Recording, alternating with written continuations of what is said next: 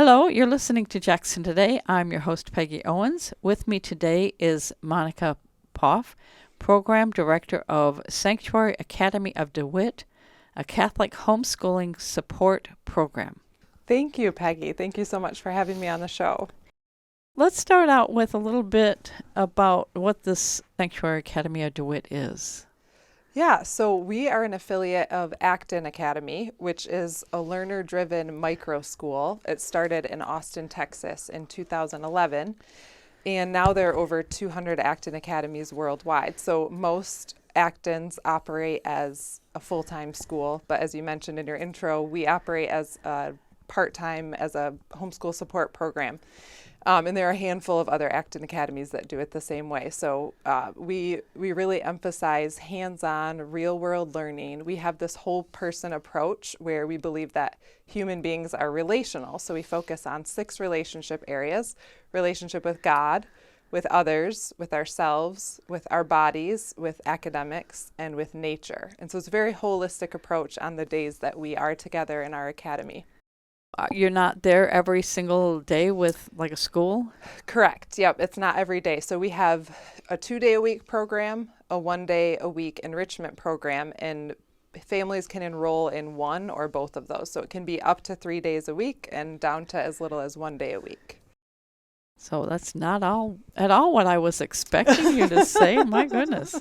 So it isn't a school. You don't actually do the reading, writing, and arithmetic stuff. So it's not a school. As a homeschool support program, we offer what we would say significant support to homeschooling families who are looking to outsource some of the education and be able to get some opportunities for socialization for their children. And so we really provide kind of something in the middle. So this is the whole reason I started this, is because I was a homeschooling mom and I was feeling kind of isolated on my own journey and feeling like I wanted more for my children than what I could just offer at home. But I also didn't want to send them to a full-time 5-day-a-week school. Looking for something sort of, in between. And that's what led me to open this in the first place. Yeah, we're in the middle ground, not an official school. Why do you think most people homeschool? So I think there are a variety of reasons, but one common reason that I hear from homeschoolers that I know is that, and I kind of alluded to this myself, is that they want more time with their children. So they want opportunities for connection, teaching, guidance that are harder to create if their children are in school, 40 hours a week, plus then you add your sports or your extracurriculars and your homework. And so that limits some of the time. So extra time is one of the main reasons. Now, I homeschooled for a different reason. Okay. I only homeschooled for 1 year. And the reason I did was because the teachers that my son had were bullies. And now, not all teachers are. My mother was a teacher, wonderful teacher, so I think that was unusual. Right, right. Well, and I think that, the flexibility that homeschool offers is another reason people would choose it. But I'm also hearing more and more, especially in our current education environment that we have today, that's adding a whole new list of reasons of why people are deciding to switch to homeschooling. And I've had people reach out to me pulling their children from a school that they never intended to pull them from. But whether it's, what they're exposed to socially, they're being bullied, the teachers don't have control over the classroom, they're learning, they have things in their curriculum that as Catholics or Christians they don't want in there. So now the list is being added to of reasons for homeschooling for sure. I would be truly afraid to put my kids in a public school nowadays. Yes. I truly would. Yes. But private schools are so very expensive. I think that might be a reason why people choose to homeschool also. Right. That does play a role, definitely, for some families. They're looking for an affordable, alternative to the public school. If someone decides to homeschool, how would they go about doing it? Really, in Michigan, it is one of the least regulated states of all the 50 states when it comes to homeschooling laws. So that's nice in a lot of ways for someone who's looking to make the switch.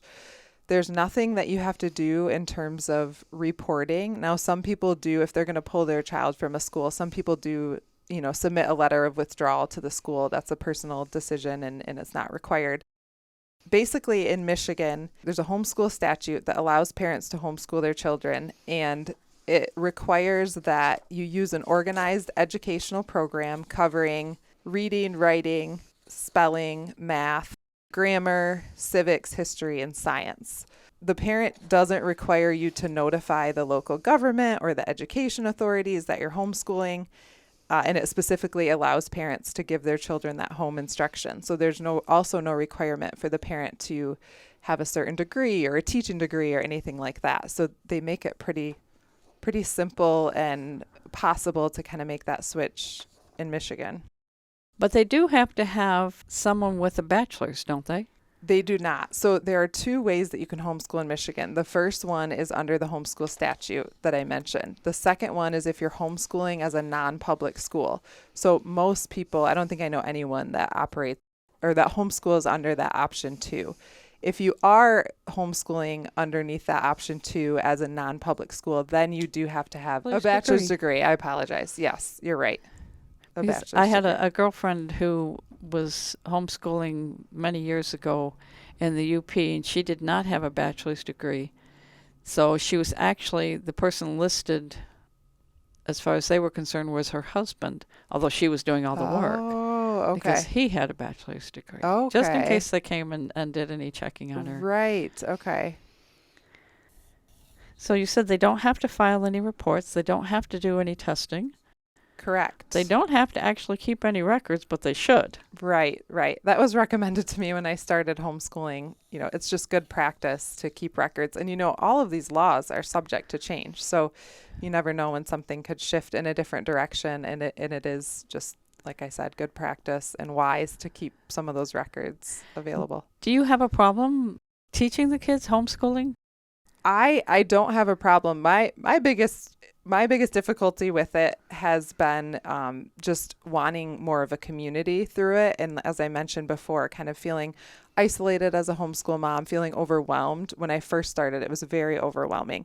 And I never planned on homeschooling our children. The reason that we did it is that my husband and I couldn't agree on which Catholic school to send our daughter, who was going into kindergarten at that time. So we said, well, how do we compromise on this? And we ended up meeting with the homeschool family and interviewing them. And it was like, it kind of put to rest some of the, beliefs I had held about homeschoolers. And I was like, these people are normal, they're not socially awkward or any of these things that I guess I had a preconceived notion about what homeschooling families looked like. So that was a really helpful interaction that we had with that family and led us to decide to just try it for a year. And then it's been 1 year at a time since then. So I've certainly had problems along the way. It hasn't been an easy journey, but it's been very rewarding at the same time. My experience when I told the school that I was removing my son, but I wanted him to continue speech therapy. Okay. And they threatened me on that. And I said,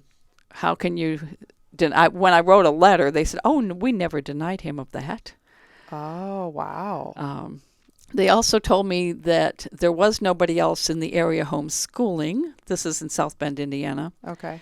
And that I couldn't do it. And I said, I most certainly can. Wow. It most certainly is legal. You most certainly cannot deny him speech therapy. Right. And I took him and the kids across the street who were homeschooled, because they told me there was nobody else being homeschooled. And we would go on Fridays to a roller skating rink, and it would be filled with 100 children that were homeschooled. And they weren't always the same. Wow. So, yeah, they lied to me. Right. Or they just didn't know the truth. They weren't aware. One of the two. Yeah. Do you find that most people buy a program or just wing it on on their own? I think there is such a wide variety with sort of what education, curriculum, or program families are using. There are so many options out there. I mean, you could go online and look up homeschool curriculums and a million things pop up. I think it's as unique as each family is in terms of what they do. There's some pretty common Catholic curriculums that I know some families use, like Seton, Mother of Divine Grace. That is an option that some families feel is a good fit because then they just don't have to think about it, and it's all there packaged nicely and just kind of open and go style. I know other families who they like to be very open-ended and creative and, leave room for some unplanned projects and things like that. So they have more of an unschooling approach and they piece together things from different curriculums. Lots of variety with that. Yeah, our neighbors used a program that is used internationally. I know that they did. My mother taught fifth grade for many years, so I did the winging part, and it turned out well. That's wonderful. I admire people who can do more of that. I think the longer I've homeschooled, the more I've been able to step into that and just have more confidence and leave things a little more open-ended. Makes it more fun. The only subject I had to work with my son was on social studies. Okay. Everything else he was interested in, and he did on his own. Social studies he wasn't interested in, so that's one that I sat down and worked with him. Right. What about time-wise? I mean, if you go to a public school or a private school, the state regulates how many days you have to be in school, how many hours you have to be in school. Right. Well, again, in Michigan, we do not have a requirement for a number of days or hours that children need to be in school or being educated. So again, lots of flexibility there. And I think I kind of mentioned this earlier, but that makes it something that parents feel they can step into a little more readily, that there aren't so many regulations. I think it's something that homeschooling families are very grateful for in Michigan, the freedom that we enjoy with that. Or I have a sister-in-law who lives in another state and homeschools, and she has to record days, and she'll use field trips and other educational things that she's doing and include those in her days. But in Michigan, we don't have to track that. And I think you learn too, or I have learned that learning is happening all the time. If you really just kind of open your eyes to it, you see that it doesn't have to be sitting in a desk writing something or reading a book. Learning is something that is it's just innate in the world God gave us, and we're always learning. Adults, children, people of all ages. I think that's fun too when you can embrace that approach a little bit more. Even taking your children to a store is learning economics, learning nutrition. Right. Absolutely. So yeah, there's a lot of things that as a homeschooling parent you can do. Yes, definitely. It can be woven, all throughout the day, for sure. So if you're living in another state listening to this, you'd have to look at your own state laws. Some of them do require that you notify the schools. I don't think any of them require testing, though. I don't know about that. I'm not sure. Well, I know there's been some people saying you have no right to do testing. Oh, okay. When the children, if you homeschool through high school, how do they get into college? So you create a diploma, a homeschool diploma, and I don't know if you're familiar with the Homeschool Legal Defense Association, but they offer some guidelines state by state. It's a very helpful resource that a lot of homeschool families tap into to look at kind of the different legal requirements. So again, since Michigan is so lightly regulated, they don't have a specific requirement with what goes on that diploma, but most homeschooling parents use what is typically used for a public school diploma and kind of look at that as their child begins high school and make sure, they're making sure that they're getting the courses, and especially if they're planning to go to college, is obviously one of the main reasons that they'd be looking at the transcript and what needs to be on there. You're listening to Jackson Today. I'm the host, Peggy Owens. I have Monica Poff, Program Director of Sanctuary Academy of DeWitt, a Catholic homeschool support program, and we're discussing homeschooling options for people, which was something dear to my heart. Monica, I really wanted to have grandchildren and homeschool my grandchildren, and I wasn't blessed with that. So I think there's so much more you can do with homeschooling. Yes. I agree wholeheartedly. And having a mother as a teacher, you'd think that's strange, but she was the one that encouraged me to take my son out of public school. Oh, that's wonderful that you had her support. Yeah. I mean, she wasn't living near us, but sure. When I had I found it so easy, and I hear other people find it so difficult. Right. I guess it depends upon the child. I think so too. I definitely think that plays a role. And I think too, in some ways, we are we've been trained to believe that we don't have what it takes to educate our children. So some of that is sort of unlearning these falsehoods that have been set before us that we've just accepted. And, I had people kind of question my decision, and many people were very, very supportive and still are. But at first it was like, well, are you sure you can do it? Are you sure you have what it takes? And when you really stop and think about it, first of all, we're the primary educators of our children. The catechism tells us that. So regardless of whether we send them to school or not, that is our role, and it's innate in being a parent, and we have the grace to educate our children.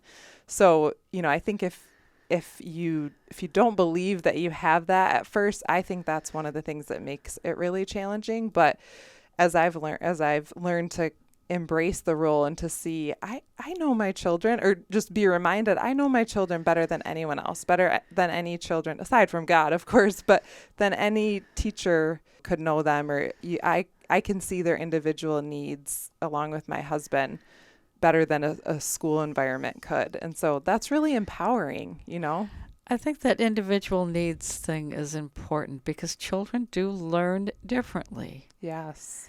And sometimes schools, which happened in my case, don't take that into consideration. They want everybody to be the same peg. And they kept pointing out, well, your older child learned this way. Yeah, but we're not talking about him. That's right. That's one of the things is when you homeschool, you have to look at how does your child learn? Right. There Absolutely. are many different ways. Some just can read and absorb, which my oldest son could. My youngest son was hands-on. Right. They're so unique. They really are. And I have 5 children and another on the way, and I've seen so much variety with them as well. The things that my oldest daughter picked up on, I really had to work a little bit more with my second daughter. And, my son is pretty much teaching himself for the most part. He's very independent with his learning. So it's interesting to see that variety and uniqueness. And I think it's just challenging in a school setting. You have just the ratio alone, one teacher to 20 to 30 children. How are you going to individualize that for every single child? That's impossible. So, and yet when I was in school, in Catholic school in Ohio, there were 45, 50 students. Oh my goodness. That my mother would have and was able to teach because she could see their individualism. So you think with the right teacher, it can be done? Well, but you have to have parental support, and you have to be able to have the discipline. Right. And you look at public schools so often now, and even in private schools, you don't always have the parental support or the discipline. True. And unfortunately, our society nowadays, it's your fault, not my child's fault, not my fault. It's your fault if something goes wrong. Yes, absolutely. They don't take responsibility. Yes, that's very true. Do you find that public schools will allow your children to be involved in anything if you're homeschooling? So there was a Supreme Court ruling, I believe it was in 2020, but don't quote me on that, where they're requiring public schools to offer non-essential elective courses to homeschooling or private schooling. Private school children. Yes, to answer your question, some of those classes, need to be offered by public schools as long as they're not the core curriculum classes. Sports is kind of a different story. Now, a lot of that is run by the MHSAA in terms of the high school sports, and I believe that their requirement is that you have to be taking 66% or more of your courses from the school that you're playing a sport for. So that would rule out homeschoolers. But then when you get into private schools, like, it kind of depends on what they determine in terms of the sports. I know someone who is kind of trialing something with a non-public school, and she was a homeschooler and approached the school and said, my son wants to play football. What could we work out? Well, they wanted him to be there for the first 2 hours of the day at the school, and then he was eligible for football. They're experimenting with it. Some of them are open to that, and they have more flexibility to make those decisions on their own. If I wanted my child to learn German and I knew my public school taught German, that wouldn't be a required course. Correct. I could perhaps say, because I don't speak German, I would like my child to enroll in the German class. You would have a right to do that, yes. But You also have the possible problem of them not being accepted. Right, right. I don't know many homeschoolers personally that take advantage of that because I think it's challenging. They're entering into an environment, they're there, for one class a week, and that may not be in the environment that their parents want them in the first place, which is why they didn't enroll them. So I don't know that that's something that is utilized a whole lot. I'm just speaking from my own experience. There are lots of courses offered in the homeschooling community where you can outsource, your science or a foreign language, or find someone who's willing to teach a group of students, another homeschooling mom, or in a more organized co-op situation where you can get some of the extracurriculars that you're looking for without going through the public school for it. If I wanted to homeschool my child, how would I get in touch with other homeschoolers? That is a great question. I think connecting with other homeschoolers is one of the most important factors in helping people be able to continue homeschooling. And I would say there are a couple organizations one organization that I think is valuable. They have a lot of co-ops, and it's called Chess. So that's a Christian organization throughout Michigan. There's also some Catholic groups that are, they form a little bit more parish-wide or diocesan-wide. Like, for example, in my diocese, we have a homeschool email list where all of the homeschool Catholic parents can post something on the forum. They have park dates throughout the summer and things like that. So I would say, you could look into Chess, which is definitely a great resource. But there's also, I would go to your parish and just kind of see what's available there, and start with the families that in your parish who are homeschooling or who are wanting to start homeschooling. There are many, many Facebook groups. You can look by your location. You can search by faith-based and different things. So I think that's another great way to connect with other homeschoolers. And you mentioned homeschool defense. Tell us a little more about that. Yes, so that specifically is helpful if you're looking into legal regulations. And for our academy, we're registered, we're signed up, and I've worked with them to, for example, seek out liability insurance. I've spoken with their lawyer about some specific questions that I have about our program and what some of the requirements are that are not as cut and dry. And there's obviously some gray areas, even when you look at the Michigan laws and regulations. So they offer legal advice and support for homeschooling individuals or groups. I didn't know there was a homeschooling defense. Yes, it's very valuable. It's nationwide by state. They try to help you individually by state as well. Do they charge you? If you there are some services that are free, some basic services. And then if you become a member, then there's a fee, an annual fee that you pay to be a member and to get access to, a wider range of their services. Are they nonprofit? They are nonprofit, yes. So for high schoolers, do they have a physical ed requirement? I mean, if you're going to high school, you have to have a physical ed for... There's no physical education requirement specifically in Michigan.